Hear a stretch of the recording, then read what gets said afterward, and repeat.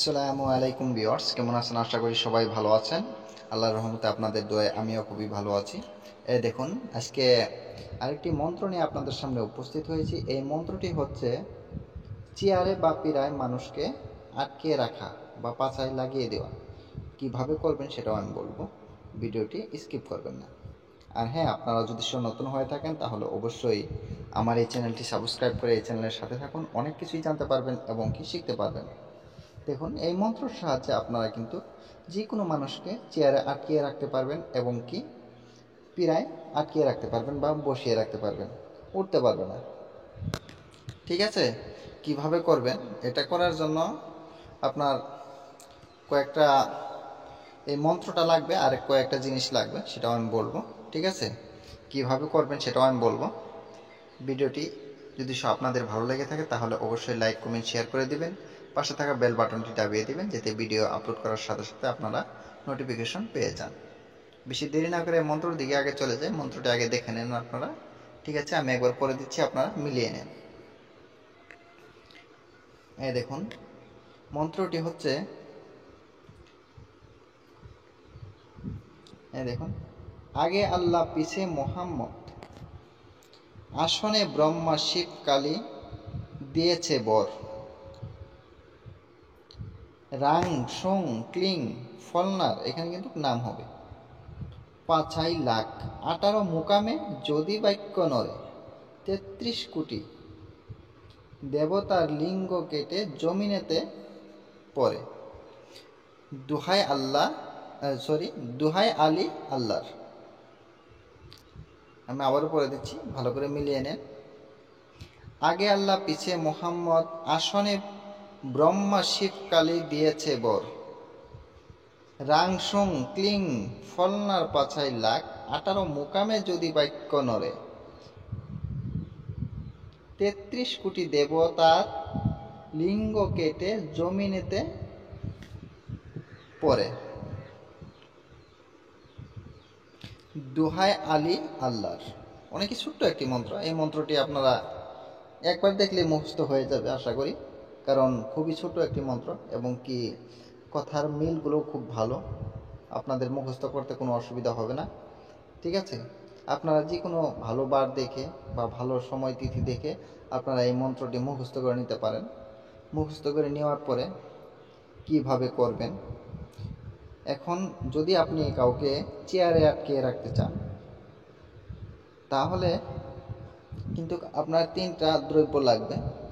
এই দ্রব্যগুলো কিন্তু খুবই সহজ এবং কি আপনাদের ঘরের আশেপাশেই আছে, আপনারা পাবেন। প্রথমে লাগবে বেলের শিকড়, তারপরে লাগবে আপনার তুলসী গাছের শিকড়। ঠিক আছে? তারপরে আরেকটা লাগবে ডালিম গাছের শিকড়। আশা করি আপনাদের বাড়ির পাশেই আছে বা আপনাদের বাড়িতেই আছে। বেল গাছের শিকড়, তারপরে তুলসী গাছের শিকড়, তারপরে হচ্ছে ডালিম গাছের শিকড়। অবশ্যই এই শিকড়গুলো তোলার আগে জাগিয়ে নেবেন, জাগিয়ে নিয়ে তারপরে উঠাবেন। ঠিক আছে? ধরেন এখন এই মন্ত্রটা মুখস্থ করছেন, তারপরে আপনারা এই 3টা দ্রব্য লাগে, 3টা আপনারা উঠাইছেন, 3টা শিকড়ই আপনারা উঠিয়ে ফেলছেন। ওঠানোর পর এখন তাবিজ একটা লাগবে 3 ধাতুর বা 7 ধাতুর বা 8 ধাতুর, যে কোনো 3 ধাতুর হলে সবচেয়ে থেকে ভালো হবে। 3 ধাতুর একটা তাবিজ নেবেন। 3 ধাতুর তাবিজ নিয়ে আপনারা চলে যাবেন 3 রাস্তার মোড়ে। 3 রাস্তার মোড়ে গিয়ে এক পায়ে দাঁড়িয়ে এই মন্ত্রটি এক শ্বাসে 3 বার বলবেন, আর একটা করে ফু দিবেন। এইভাবে 5 বার করবেন। 5 বার করে তাবিজটার ভিতরে ভরবেন। ভরে হাতটা আপনারা 2 হাতেও ধরতে পারেন বা 1 হাতেও ধরতে পারেন। তাবিজটা হাতে মুঠ করে ধরে রাখবেন। যদি তাবিজ গরম হয়ে যায়, আর মন্ত্রটা পড়তে থাকবেন, যদি তাবিজ গরম হয়ে যায় তাহলে বুঝবেন যে 100% কাজ করবে। আর যদি গরম না হয় তারপরেও কিন্তু কাজ করবে, কিন্তু শক্তিটা কম হবে, তাহলে বুঝবেন যে কোনো না কোনো আপনাদের গলতি আছে বা কোনো না কোনো অল্প সমস্যা আছে, তার জন্যই গরম হচ্ছে না। ঠিক আছে? যদি সব কিছু সঠিকভাবে হয়ে যায় তাহলে কিন্তু তাবিজটা গরম হয়ে যাবে, তখনই বুঝবেন যে 100% কাজ করবে।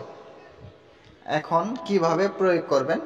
সব কিছু হয়ে গেছে, আপনাদের এগুলো সব কিছু জোগাড় করা হয়ে গেছে এবং কি তাবিজটাও বানানো হয়ে গেছে। এখন আপনারা কিভাবে একজন মানুষকে আটকিয়ে রাখবেন সেটা হচ্ছে মূল ব্যাপার। এখন ধরেন একটা চেয়ারে বা পীড়ায় আপনি যদি আটকাতে চান, তাহলে এই মন্ত্রটি 5 বার বা 7 বার পড়বেন, পড়তে থাকবেন আর হাতে তাবিজটা নিয়ে আপনারা এই চেয়ারের চারপাশে 3 পাক ঘুরবেন। ঠিক আছে, চেয়ারের চারপাশে কিন্তু 3 পাক ঘুরবেন। তখন ঘোরার পরে আপনার কাছেই থাকবে তাবিজটা, আর কোনো কিছুই করা লাগবে না। এখন যাকে বসিয়ে দিবেন সেই চেয়ারে, তখন কিন্তু সেই চেয়ার থেকে আর উঠতে পারবে না। ঠিক আছে, এখানে কিন্তু আবার কাটান করার মন্ত্র আছে। সে যে পর্যন্ত আপনারা কাটান করার মন্ত্র না মারবেন ততক্ষণ পর্যন্ত কিন্তু খুলবে না। কাটানের মন্ত্রটা আমি দেখাই দিচ্ছি আপনাদেরকে, ধৈর্য সহকারে দেখতে থাকুন। ঠিক আছে, যদি আপনি কাটান করতে চান তখন কিন্তু কাটান করার একটা মন্ত্র মারবেন, যে কোনো একটা কাটান করার মন্ত্র মেরে দিবেন, হয়ে যাবে। কাটান করার মন্ত্র মারবেন আর সেই আপনি যে দিকে দিয়ে ঘুরছিলেন তাবিজটা নিয়ে, সেই তার উল্টা দিকে 3 পাক ঘুরবেন। ঠিক আছে, দেখবেন খুলে যাবে।